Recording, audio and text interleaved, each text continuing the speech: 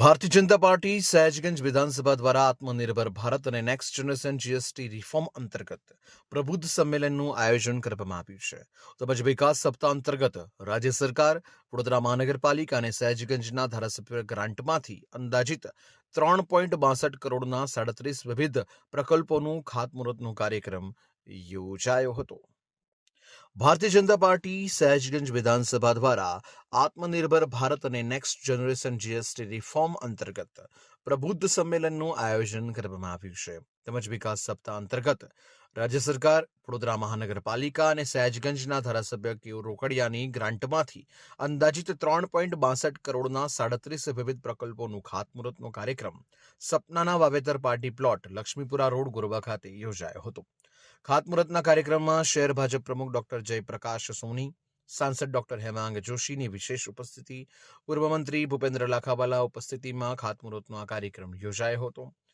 ખાતમુહૂર્તના કાર્યક્રમમાં ward number 1, 2, 3, 8, 9 અને 11ના કાઉન્સિલરો, ward પ્રમુખ અને સંગઠનની ટીમ ઉપસ્થિત રહી હતી.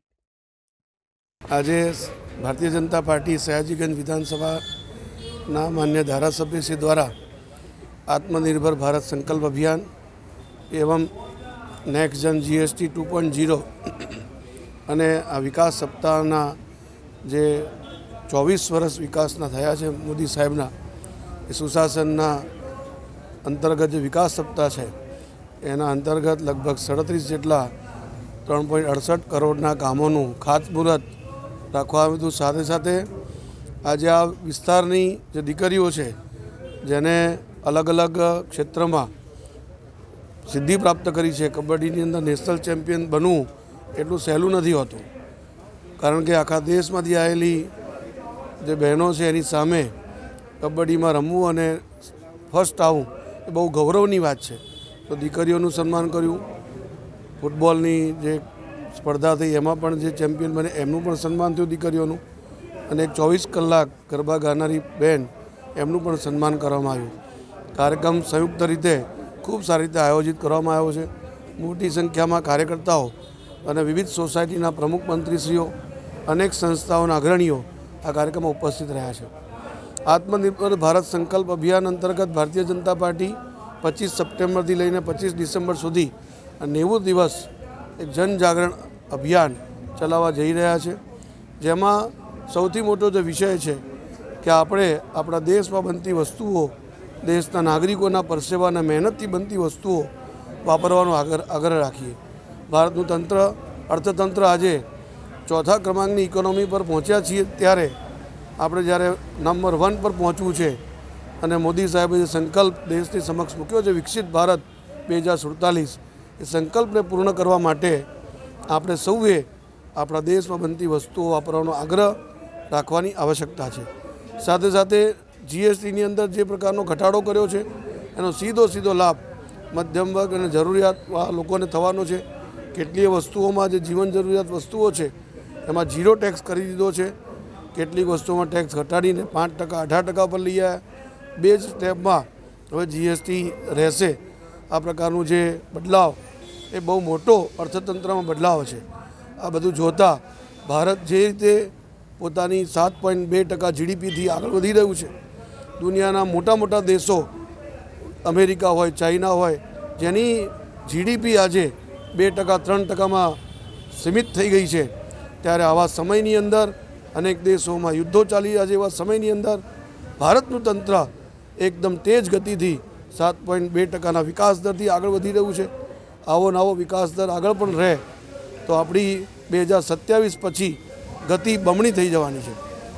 હું મેનેજમેન્ટનો વિદ્યાર્થી છું એટલે મને ખબર છે ઇકોનોમીની અંદર 100 રૂપિયા એક વખત તમે ખર્ચ કરો તો 1 મહિનાની અંદર એ 8 વખત પરિભ્રમણ કરતા હોય છે. જ્યારે જીએસટીમાં ઘટાડો થયો છે ત્યારે હવે આ 8 વખતની જગ્યાએ 16 વખત આ રૂપિયા ફરશે. આ તો એક પ્રતીક છે, પણ આવું તમે સમજી શકો છો અબજો કરોડો રૂપિયા 1 મહિનાની અંદર ફરતા હતા, એનાથી બમણી ગતિએ આ પૈસાનું ભ્રમણ થવાનું છે. એના કારણે એક વેપારીને હું મળ્યો હતો તો એમને પણ મને કહ્યું કે અમને તો બૂસ્ટર ડોઝ મળી ગયો છે. આખા વર્ષનું જેટલું વેચાણ અમારે થતું હતું એટલું વેચાણ એક સપ્તાહમાં થયું. એ બહુ મોટો ફાયદો વેપારીઓને પણ થયો છે, નાગરિકોને પણ થયો છે.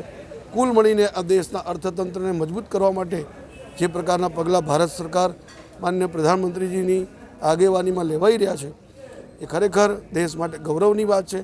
આપણે સૌ સંકલ્પ કરીએ કે હું મારા ઘરમાં વપરાતી વસ્તુઓ ભારતમાં બનેલી હશે તો ભારતનું અર્થતંત્ર ઓર વધારે મજબૂત બનશે. નાગરિકોએ પણ સહયોગ આપવો પડશે. 140 કરોડ ભારતવાસીઓ મળીને સંકલ્પ કરીએ કે મારા દેશના અર્થતંત્રને એક નંબર પર પહોંચાડીશું. ધન્યવાદ. આજે સયાજીગંજ વિધાનસભા દ્વારા આત્મનિર્ભર ભારત સંકલ્પ અભિયાન અને જીએસટી નેક્સ્ટ જેન રિફોર્મને લઈને આજે એક પ્રબુદ્ધ નાગરિકની કાર્યશાળાનું આયોજન કરવામાં આવ્યું હતું. આ ચર્ચા સત્રમાં આપણા મુખ્ય વક્તા તરીકે પૂર્વ મંત્રી શ્રીમાન ભૂપેન્દ્રભાઈ લાખાવલાજી ઉપસ્થિત રહ્યા હતા. સાથે સાથે યશસ્વી શહેર અધ્યક્ષ ડૉક્ટર જયપ્રકાશ સોનીજી અને જેમના માધ્યમથી આ સમગ્ર ચર્ચા સત્રનું આયોજન કરવામાં આવ્યું એવા લોકપ્રિય ધારાસભ્ય કેયુરભાઈ રોકડિયા અને એમની ટીમ દ્વારા હું માનું છું કે જિલ્લામાં સૌથી મોટું સંમેલન એ અહીંયા યોજવામાં આવ્યું હતું. અને તમામ લોકોએ જે પ્રકારે આદરણીય વડાપ્રધાનશ્રી દ્વારા આત્મનિર્ભર ભારતના સંકલ્પનો જે પ્રયાસ કરવામાં આવી રહ્યો છે એ પ્રયાસને પણ વખાણ્યું છે, બિરદાવ્યું છે અને અંતમાં સૌએ સાથે મળી અને સ્વદેશીથી આત્મનિર્ભર ભારત માટેના શપથ પણ લીધા છે. જે રીતે દેશના વડાપ્રધાન નરેન્દ્રભાઈએ આ દિવાળી પહેલાં આખા દેશને જીએસટીના રેટમાં કટ કરીને દિવાળીની સૌથી મોટી ભેટ આપી છે ત્યારે એના વિશે અવેરનેસ ફેલાય. પરંતુ એની સાથે જ્યારે દિવાળી આવી રહી છે તો ભારતને જો સમર્થ ભારત બનાવવું હોય, આત્મનિર્ભર બનાવવું હોય તો સ્વદેશી વસ્તુઓનો આગ્રહ રાખવો જોઈએ. એ વિષય લોકો સુધી પહોંચાડવા માટે આપણે હર ઘર સ્વદેશી, ઘર ઘર સ્વદેશીના નારા સાથે આત્મનિર્ભર ભારત આ વિષય માટે પણ જનજાગૃતિ ફેલાય એના માટેનું પ્રબુદ્ધ નાગરિકનું સંમેલન ભારતીય જનતા પાર્ટી સયાજીગંજ વિધાનસભા દ્વારા આજે કરવામાં આવ્યું છે.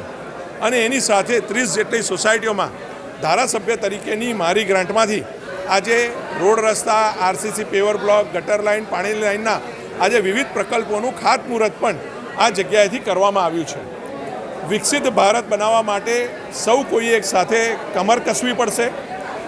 બધાએ લોક સુવિધાના છેવાડાના કામમાં પણ ધ્યાન આપવું પડશે અને એની સાથે લોકોએ પણ સ્વદેશી વસ્તુઓનો આગ્રહ થકી વોકલ ફોર લોકલ અને જેટલું સ્વદેશી વસ્તુઓનો આગ્રહ કરીશું એટલી જ નવી રોજગારી પેદા થશે, એવી જ નવી કંપનીઓ ખુલશે અને લોકો સુખી થવાના છે.